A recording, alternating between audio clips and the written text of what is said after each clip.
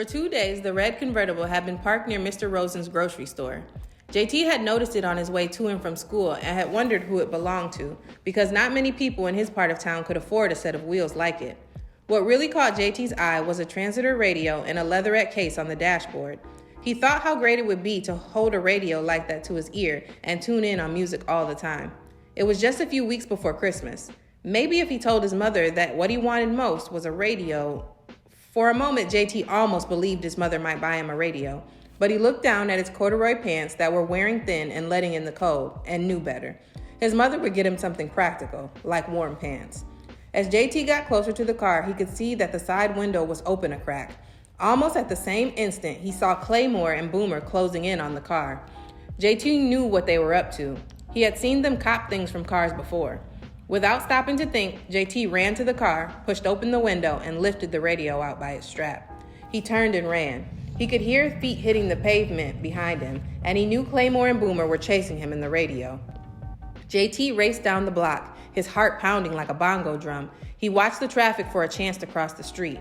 Home and safety were on the other side. Seeing a delivery truck rushing toward him, JT held his breath and dashed in front of it, straining his body to the far side of the street. He made it, leaving the truck between himself and the boys. Before the truck could pass him, JT had ducked into the doorway of a tenement being torn down. He peeped around the door and saw Boomer and Claymore sulk off down the street. They stopped at the corner and yelled, "You can't hide forever. We'll get you. Just wait."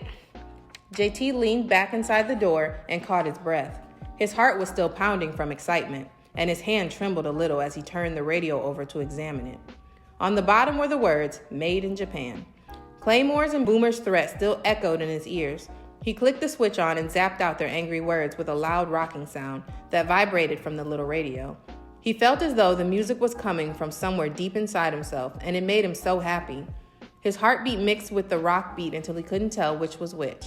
He then half ran, half boogalooed home. That night, JT took the radio to bed with him. He always wore his hat when he slept because it kept out the draft from the window next to his bed. He tucked the radio up under the flaps of the hat and radioed himself to sleep. It was a comfort to tune in to the music and hear his deep down feelings played back to him. That way, he could also tune out what he didn't want to hear. JT saw a radio inside the red Corvette that had been parked outside of Mr. Rosen's grocery store and stole it. Soon after, Boomer and Claymore saw what he had done and began chasing him. JT was able to escape, but not before the two boys threatened to get him.